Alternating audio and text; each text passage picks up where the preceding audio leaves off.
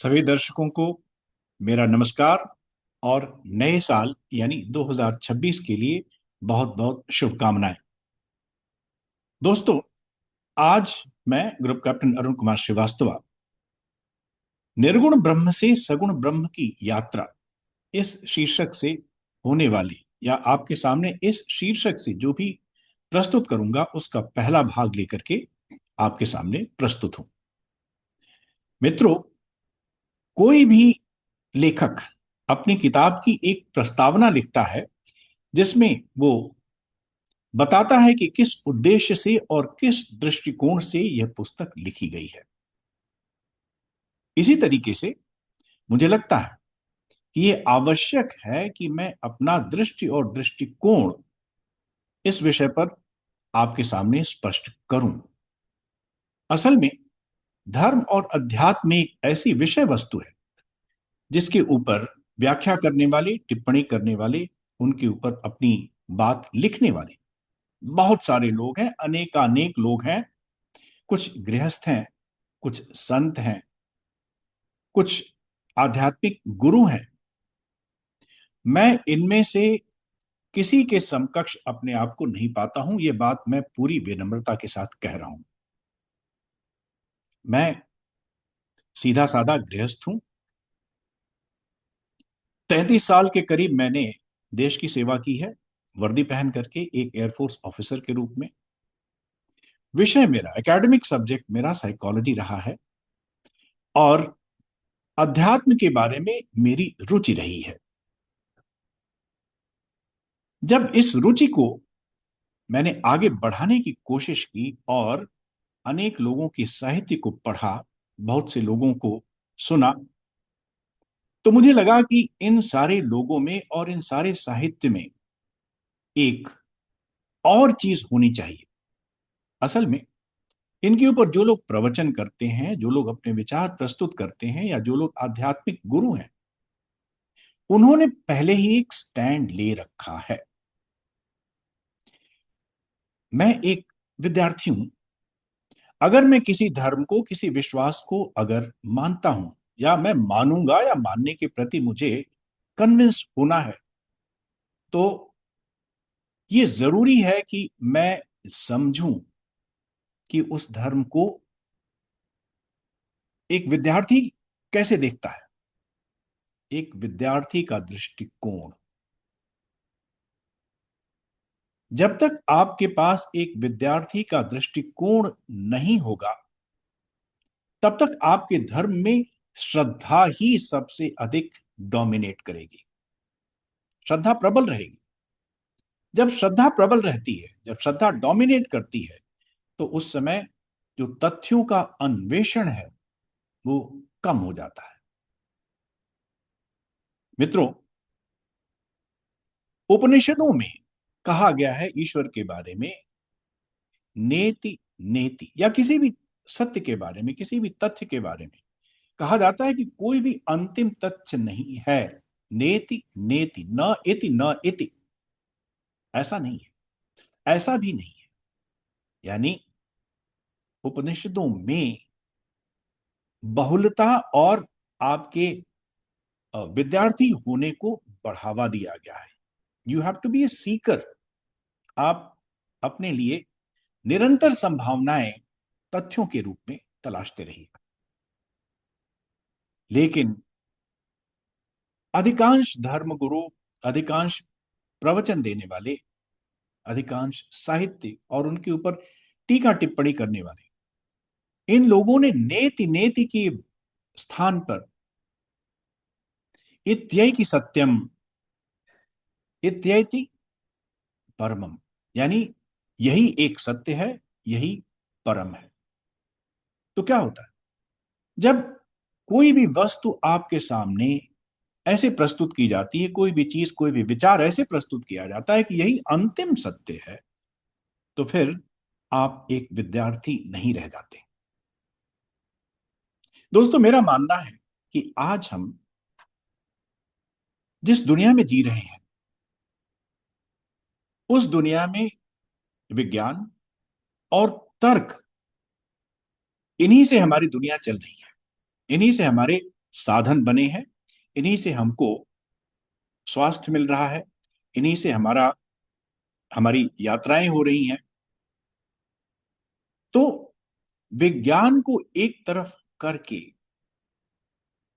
अगर हम सिर्फ सिर्फ श्रद्धा से किसी भी चीज को देखेंगे तो ठीक है, मैं उसके बारे में नहीं कह रहा हूं कि ये गलत है, लेकिन कहने का मतलब ये एक होश पूर्वक और एक चॉइस होनी चाहिए, और ये परखी हुई चॉइस होनी चाहिए।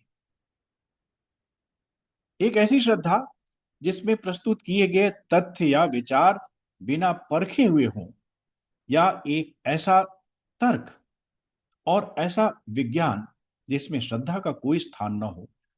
मेरा ख्याल है कि ये दोनों विपरीत ध्रुवों पर चल रहे हैं।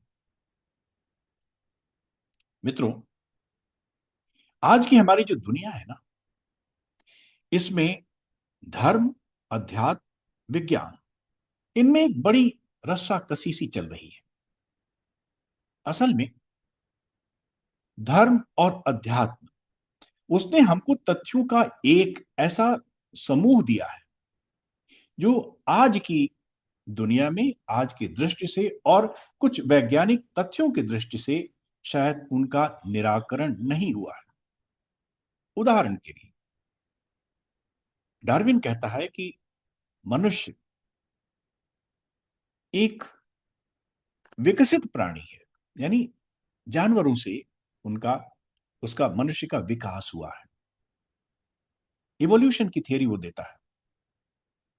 धर्म कहता है, अनेक धर्म हैं, करीब करीब सारे ही धर्मों में आज के मनुष्य के विकास की कोई भी बात नहीं बताई गई है। यह बताया गया है कि ईश्वर ने जब मनुष्य की रचना की, उसके बाद से मनुष्य जैसे का तैसा है। यहां तक तो ठीक है, चलिए। लेकिन दिक्कत क्या होती है कि अगर स्वाध्यायहीन तरीके से बिना तर्कों और तथ्यों को अप्लाई किए हुए कोई चीज हमारे जीवन को घेरने लगती है, तब थोड़ा सा ऐसे लगता है कि नहीं, फिर हमारा विज्ञान पढ़ना, हमारा तर्क, ये थोड़ा सा यहां पर कमजोर पड़ जा रहा है श्रद्धा के आगे। बहुत सारी ऐसी बातें, अब जैसे एक उदाहरण मैं देता हूं। हनुमान जी को वानर रूप में दिखाया गया है, बताया गया है, शास्त्रों में उनका वर्णन है कि उनका शरीर वानर का है। हालांकि वे विद्यावान है, वे गुणी है, अति चतुर हैं, भक्ति है, शक्ति है, शास्त्रों के ज्ञाता हैं, सूर्य के, हाँ, वे शिष्य हैं, लेकिन उनका स्वरूप वानर का है। ठीक है। तुलसीदास जी ने कहा है, शुरू में ही बालकांड में कहते हैं कि किए कुभेश साधु सन्मानु, जिम जग जामवंत हनुमानु। यानी हनुमान जी को और जामवंत जैसे लोगों को जो ईश्वर के सहायक रहे हैं, उनके इस वेश के रूप में एक हमारे लिए संदेश है कि अगर सज्जन, अगर विद्वान प्रेजेंटेबल नहीं है, कुवेश में भी है, तो भी वो सम्मान के योग्य है। वानर के रूप में होते हुए भी हनुमान जी परम पूज्य हैं। लेकिन दिक्कत क्या होती है, हनुमान जी बंदर हैं, यहां तक तो ठीक है, चलिए। लेकिन एक बंदर भी हनुमान जी है। आपने देखा होगा मंदिरों के आसपास, या बहुत सारे लोग बंदर को देख करके, हाँ, उस बंदर में हनुमान जी देखते हैं, ना कि हनुमान जी में बंदर देखना। तो क्या ऐसा नहीं है कि, ठीक है, मैं चलिए इस बात को ही मान लेता हूं, चलिए, कि आप बंदर में भी हनुमान जी को देखते हैं, क्योंकि हनुमान जी का रूप बंदर का है। लेकिन ईश्वर ने तो मत्स्यावतार भी लिए हैं। ईश्वर का जो एक अवतार है मछली का है, तो आप मछली क्यों खाते हैं भाई? ईश्वर ने वराह यानी सुअर के रूप में भी पृथ्वी को तारने के लिए अवतार लिया है। वराह के रूप में, सुअर के रूप में। तो आप सुअर को उतनी श्रद्धा से क्यों नहीं देखते? तो मेरा कहने का मतलब है कि आज हम बड़े विरोधाभासों में जी रहे हैं। और चलिए, हमारी पीढ़ी, यानी मैंने कहा था कि जो 60 वर्ष से ऊपर के लोग हैं, हमारे जीवन में श्रद्धा बहुत बड़ा स्थान रखती है, सही बात। लेकिन अगली पीढ़ी जो निरंतर विज्ञान, तर्क, कारण और कार्य, कॉज एंड इफेक्ट, इसके रिलेशन को लेकर के जी रही है, उसको आप इन बातों के प्रति कैसे कन्विंस करेंगे कि आप बंदर को तो आप श्रद्धा दे रहे हैं क्योंकि हनुमान जी वानर के रूप में आए थे, लेकिन एक वराह को, एक शूकर को, एक सुअर को आप उतनी श्रद्धा नहीं दे रहे हैं, हालांकि ईश्वर का एक रूप वराह का भी है। मछलियों को आप खाते हैं, मछलियों का आप शिकार करते हैं, लेकिन उस समय भूल जाते हैं कि ईश्वर भी मत्स्य के रूप में आया था हमारे अपने हित के लिए। तो मित्रों, मेरा ख्याल है कि इन कॉन्ट्रडिक्शन से बचने के लिए जरूरी है कि धर्म और अध्यात्म के ऊपर एक दृष्टि डाली जाए। वो न केवल वैज्ञानिक दृष्टि हो, बल्कि उस दृष्टि में हमारे विकास की पूरी यात्रा अंतर्निहित हो। उसमें इतिहास भी हो, विज्ञान भी हो, सामाजिक विज्ञान भी हो, उसमें मनोविज्ञान भी हो, यानी श्रद्धा का मनोविज्ञान, धर्म का मनोविज्ञान। मित्रों, मैंने अभी कुछ देर पहले अपने बारे में कहा था कि मैं मनोविज्ञान का छात्र हूं। मैंने देश की सेवा की है, वायुसेना की वर्दी पहन करके 33 साल मैंने देश की सेवा की है। मेरा मन इस बात को गवाही नहीं देता कि मनोविज्ञान की जहां जहां मानव व्यवहार है, उससे हम मनोविज्ञान को अलग करके देखें। धर्म और अध्यात्म क्या है? एक मानव व्यवहार है। इसमें से जो तथ्य हैं, वैज्ञानिक तथ्य हैं, उनकी उपेक्षा करके आप मानव मन को कन्विंस नहीं कर सकते हैं किसी भी धर्म के प्रति, किसी भी अध्यात्म के प्रति। अब आज जिस स्वरूप में हम, विशेष करके इस देश का बहुसंख्य समाज, हिंदू समाज, जिसका मैं भी एक हिस्सा हूं और बहुत गर्व के साथ कह सकता हूं कि मैं इस समाज का हिस्सा हूं। इस समाज ने हमें विश्वासों का, मूल्यों का, नीतियों का एक बहुत बड़ा, एक समझ लीजिए कि एक हमको ये चीजें प्रस्तुत की हैं। और अगर हम उन नीतियों, उन मूल्यों, उन तर्कों, उन विश्वासों के साथ अगर हम चलेंगे, तो निश्चित रूप से हमारे जीवन में सुख और शांति निश्चित रूप से ही आएगी। लेकिन अगर हम विरोधाभासों में जिएंगे, तो वो ही कुछ होगा जो आज हमें दिखाई देता है। धर्म का एक बड़ा विद्रूप रूप हमारे सामने दिखाई दे रहा है। धर्म के अनुयायी जब बहुलता के बजाय, नेति नेति के बजाय, जब ये मान करके चलते हैं कि एकम इत्येकम, इत्येकम सत्यम, केवल यही सत्य है, यानी इस सत्य को जो नहीं मानता है, वो उनको शत्रु भाव से देखने लगे हैं। और इस संदर्भ में मैं किसी को भी एक अपवाद नहीं मानता। मैं धर्म का नाम लेना नहीं चाहता, लेकिन आप देख रहे हैं कि संघर्ष को, मनुष्य मनुष्य के बीच में संघर्ष को जन्म देने वाला यही विश्वासों के प्रति असहिष्णुता है। और असहिष्णुता क्यों है? क्योंकि हम इनके विश्वासों की ओरिजिन, इनकी उत्पत्ति कैसे हुई। मित्रों, सवाल लोग पूछते हैं कि क्या, कुछ नास्तिक लोग जो होते हैं, वो पूछते हैं कि क्या हमने ईश्वर को, क्या मनुष्य ने ईश्वर को बनाया या ईश्वर ने मनुष्य को बनाया है? मेरा उनके लिए जवाब है कि ईश्वर ने मनुष्य को बनाया है, लेकिन मनुष्य ने ईश्वर का केवल एक एहसास किया है, और वो भी एक सामान्य मनुष्य ने नहीं, उस मनुष्य ने जिसने अपने मन, अपनी इंद्रियों और अपने मस्तिष्क को बहुत अनुशासन में रख करके और एक मेडिटेशन से कुछ तथ्यों को रियलाइज किया है। अफसोस इस बात का है आज कि जितने भी हमारे शास्त्र हैं, जितने भी धार्मिक स्क्रिप्चर्स हैं, कहने को वो शायद ईश्वर की वाणी है जैसा कि लोग कहते हैं, लेकिन सभी में मनुष्य एक माध्यम बना है, ये निश्चित है।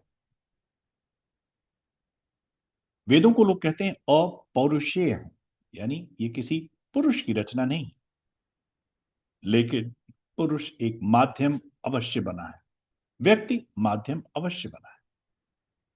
कुछ लोग कहते हैं कि कोई किताब उतारी गई, बिल्कुल उतारी गई होगी, मुझे इसको मानने में कोई दिक्कत नहीं,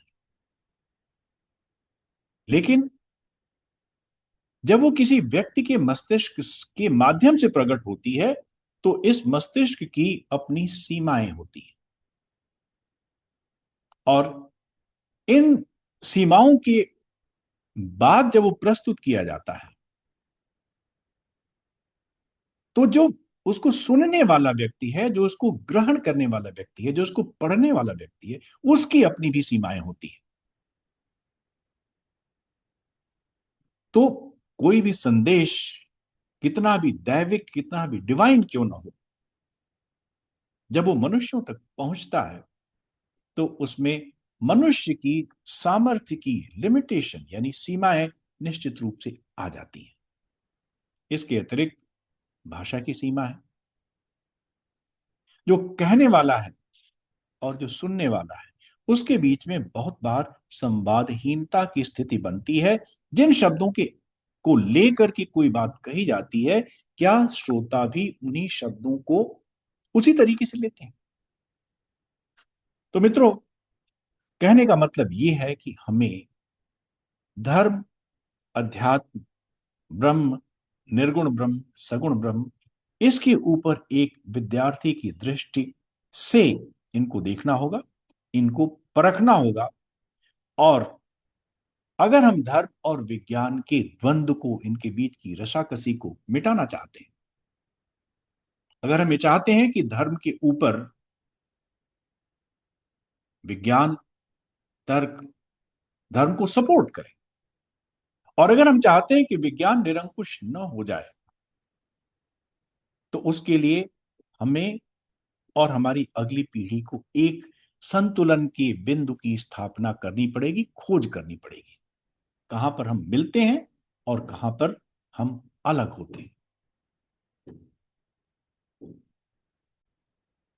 मित्रों, हमें प्रवचन शायद कम, लेकिन समीक्षा अधिक चाहिए। हमें समीक्षात्मक दृष्टिकोण से जितनी भी चीजें हैं उसको परखना पड़ेगा, और धर्म और अध्यात्म किस तरीके से मनुष्य के मन में प्रकट हुए। निश्चित रूप से इतना तो कहा जा सकता है कि किसी ईश्वर ने सीधे उनको धर्म और अध्यात्म के बारे में बताया नहीं। कुछ लोगों ने उसका उसकी अनुभूति की है। किन लोगों ने अनुभूति की है, किन परिस्थितियों में अनुभूति की है, हाँ? इन विषयों पर मेरी श्रृंखला रहेगी, जारी रहेगी। आज के लिए मैं केवल इतना कहना चाहता हूं मित्रों कि धर्म, अध्यात्म, ब्रह्म, मेटाफिजिक्स, पराविद्याएं, अपराविद्याएं, लोक, परलोक, इनके ऊपर हमको एक विद्यार्थी की दृष्टि से इनको देखना पड़ेगा, इनको आत्मसात करना पड़ेगा, और हमें विरोधाभासों में नहीं जीना है। आज दुनिया को शांति की आवश्यकता है।